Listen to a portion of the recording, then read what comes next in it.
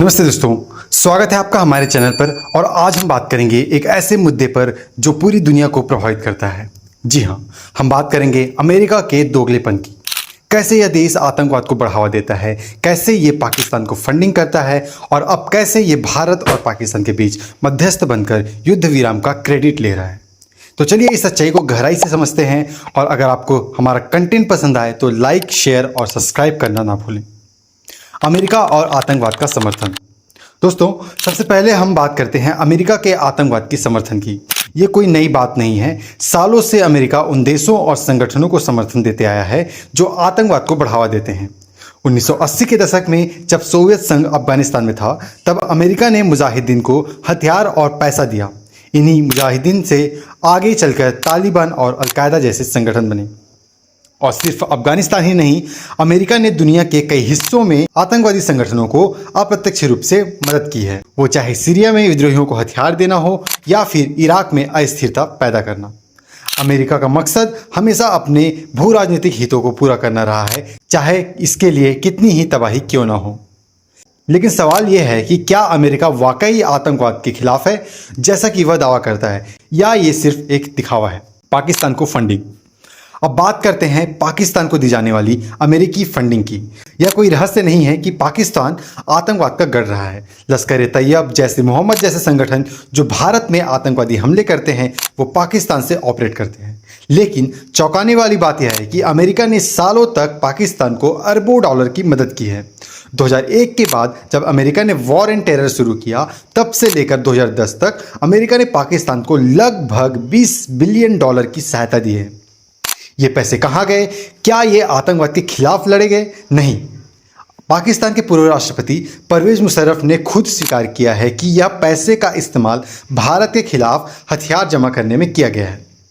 पाकिस्तान की खुफिया agency ISI ने इन पैसों से आतंकवादी संगठनों को समर्थन दिया है, जिन्होंने भारत में कई हमले किए, जैसे 2008 का मुंबई हमला।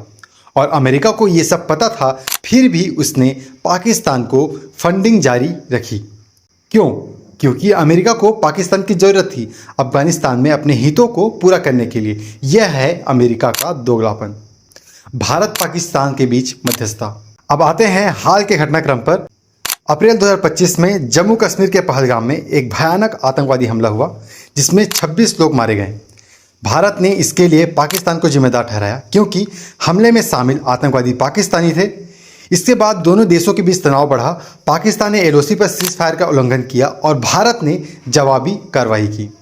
इसी बीच अमेरिका ने मध्यस्थ की भूमिका निभाई। 10 मई यानी कि कल अमेरिका के राष्ट्रपति डोनाल्ड ट्रंप ने ऐलान किया कि भारत और पाकिस्तान ने सीज फायर पर सहमति जताई है। ट्रंप ने इसे अपने कूटनीतिक जीत बताया, लेकिन सच्चाई क्या है? अमेरिका ने पाकिस्तान पर दबाव बनाया, क्योंकि उसने IMF से $1 बिलियन के लोन को सीज फायर से जोड़ दिया।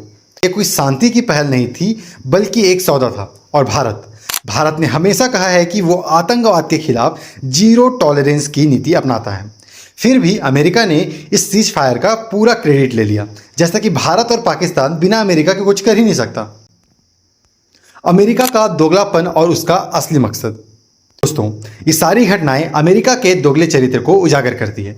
एक तरफ वो आतंकवाद के खिलाफ होने का दावा करता है, दूसरी तरफ आतंकवाद को पनाह देने वाले देशों को फंड भी देता है। एक तरफ वो भारत को अपना रणनीतिक साझेदार कहता है और दूसरी तरफ पाकिस्तान के साथ सौदेबाजी करता है।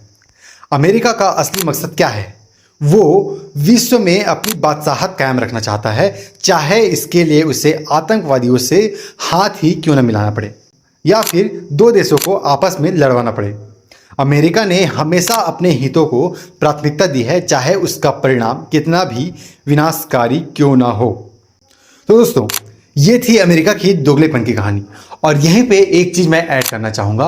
अभी के जो न्यूज़ चैनल में आप देख रहे होंगे कि इंडिया ने कराची पोर्ट में अटैक कर दिया, इस्लामाबाद में कब्जा कर लिया, वहाँ के जो मुनीर है उसको अपने कैद में ले लिया। तो दोस्तों, यहाँ की जो न्यूज़ मीडिया है वो TRP के चक्कर में पगला गई है, एकदम पूरी तरह से पागल हो चुकी है। तो उसके किसी भी बातों पे आप ध्यान न दें और स्क्रीन पे 3 पर्सन का जो चेहरा देख पा रहे हैं, जब तक इनके तरफ से कोई प्रेस कॉन्फ्रेंस नहीं आती है तब तक आपको किसी भी चीज़ों पर विश्वास नहीं करनी है, किसी भी न्यूज़ पर विश्वास नहीं करनी है, चाहे वो कितनी भी ट्रस्टेबल न्यूज़ चैनल आपके लिए क्यों ना हो, क्योंकि आज जितने भी न्यूज़ चैनल है सभी टीआरपी के होड़ में लगे हुए हैं।